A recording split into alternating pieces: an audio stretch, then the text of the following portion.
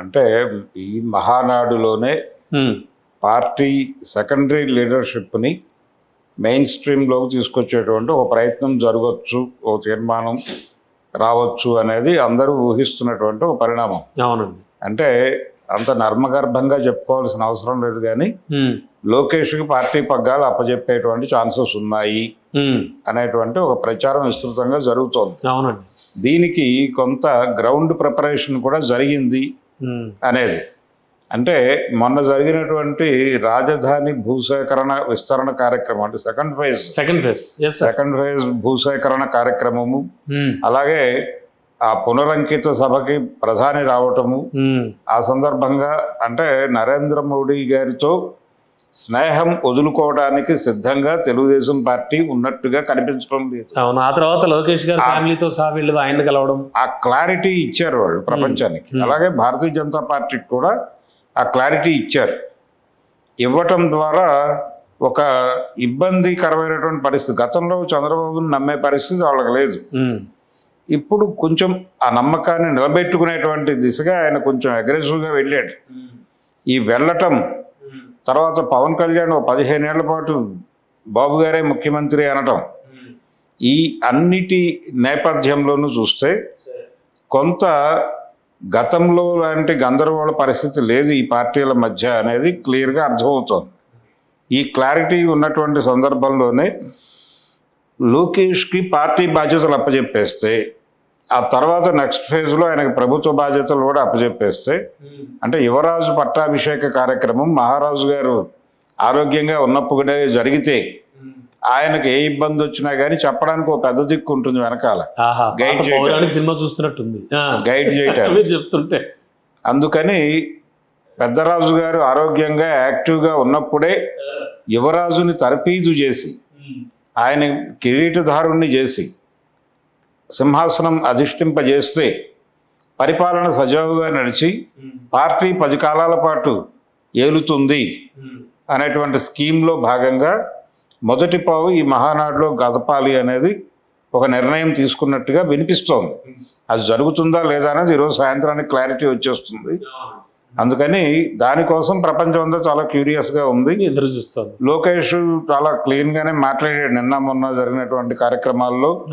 అలాగే చంద్రబాబు నాయుడు గారు కూడా ఎక్కడా కూడా బ్రేక్కి అవకాశం ఉంది అనేటువంటి హింట్ ఇవ్వకుండా ఆయన కేంద్ర ప్రభుత్వం పట్ల తన సానుకూలతని విధేయతని కూడా చాటుతూ, అలాగే భారతీయ జనతా పార్టీతో తన ప్రయాణం చాలా చారిత్రాత్మకమైన ప్రయాణం అని చెబుతూ, ఈ బంధానికి మూల కారణమైనటువంటి పవన్ కళ్యాణ్ని కూడా చాలా పొగడ్తలతో ముంచెత్తాడు ఆయన ఉపన్యాసంలో.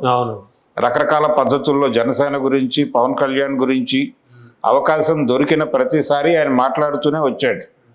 ఈ మాట్లాడటం అంటే ఏమిటి, ఇదంతా కూడా అంటే ఏ రకమైన ఇబ్బందులు లేవు, వాతావరణం చాలా బాగుంది అని చెబుతూ ఈ బాగున్న వాతావరణంలో ఆయనకి పట్టాభిషేకం చేసేయాలి. నెమ్మదిగా ముందు పార్టీ పగ్గాలు అప్పచెప్పేస్తే ఆ తర్వాత ప్రభుత్వ పగ్గాలు అప్పచెప్పడానికి ఒక దారి ఏర్పడుతుంది. ఈ రెండింటి మధ్యలో ఏదైనా క్రిటిసిజం వస్తే దాన్ని సెటరైట్ చేసుకుని అక్కడ మార్గం సుగమం చేసి ఆయన తీసుకెళ్ళి యువరాజు పట్టాభిషేకం చేసేస్తాడు. దానికి పునాది ఈ మహానాడులో పడాలి అని చాలామంది చాలా క్యూరియస్గా వెయిట్ చేస్తున్నారు. అవుట్కమ్ ఏం వస్తుంది అనేది. మహానాడులో ఇంకా అనేక విషయాలు మాట్లాడారు, జగన్ గురించి మాట్లాడారు, అంటే కేసులు, అలాగే రకరకాల అంశాలు. అంటే ఇవేమీ కక్ష సాధింపు చర్యలు కాదు, ఇవి జనరల్గా జరుగుతున్నాడు, అంటే చట్టం తన పని తాను చేసుకుని పోతున్నంత సజావుగా జరుగుతున్నటువంటి ప్రాకృతికంగా జరుగుతున్న పనులే అనేది ఎస్టాబ్లిష్ చేయడానికి హోంమంత్రి గారు వీరందరూ తాపత్రయపడుతున్నారు అక్కడ. ఇది జరుగుతోంది, ఇదంతా ఒకవైపు జరుగుతోంది, కానీ ఇది కాదు ప్రధానమైనటువంటి కార్యక్రమం. పార్టీని స్ట్రెంగ్థెన్ చేయటము, యువతకి ఛాన్స్ ఇవ్వడం, యువకులకి ఛాన్స్ ఇవ్వడంతో పాటు కడప జిల్లాలో పెట్టడం ద్వారా ఆయన ఒక మాట అన్నాడు.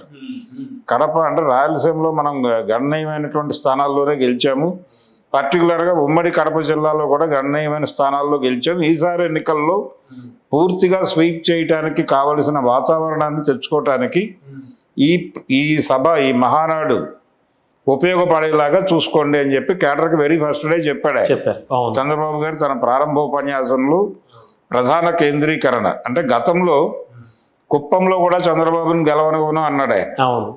జగన్మోహన్ రెడ్డి. అవును.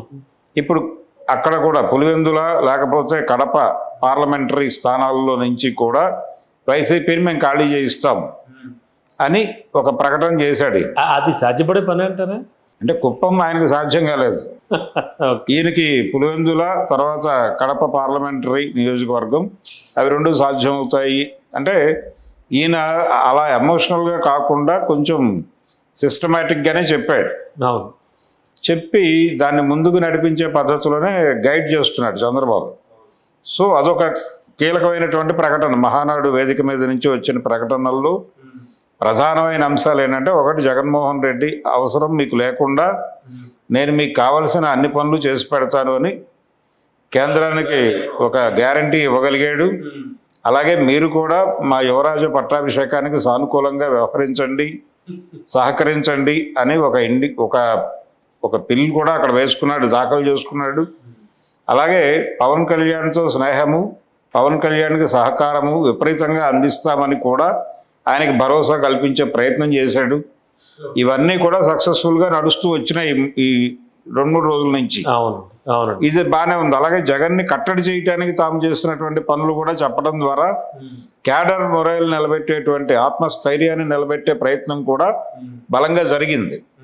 వీటన్నిటి నేపథ్యంలోనూ యువరాజు పట్టాభిషేకం అనేది కీలక ఘట్టం. దానికి సంబంధించినటువంటి పావులు ఎలా కలుపుతారనేది ఇప్పుడు ప్రపంచం అంతా క్యూరియాసిటీ. అందుకని మహానాడు చాలా కీలకమైంది. ఒకటి, కడపలో పెట్టడం వలన వైఎస్ఆర్సీపీని పూర్తిగా అక్కడి నుంచి అంటే పూర్తిగా రాజకీయ యవనిక నుంచి ఆ పార్టీని తొలగించడం అనేది ప్రోగ్రాం. ఒకే ప్రాంతీయ పార్టీ ఉండాలి అవునండి అనేది ప్రోగ్రాం. ఇప్పుడు 2 ప్రాంతీయ పార్టీల మధ్య పోరాటం కానీ ఇక్కడ రాజకీయం నడుపుతోంది జాతీయ పార్టీ. అవును. వీళ్ళ మధ్యలో వీళ్ళందరూ పావులుగా మారారు. ఇది కొంచెం అడ్వాంటేజ్ తీసుకుని ఒక అడుగు ముందుకేసే ప్రయత్నం చేస్తున్నాడు. సార్ ఏదైనా కూడా ఈసారి మహానాడు మాత్రం చాలా సెన్సేషన్ అవుతుంది, హైలైట్ అవుతుంది, గతంలో లేని విధంగా. డెఫినెట్గా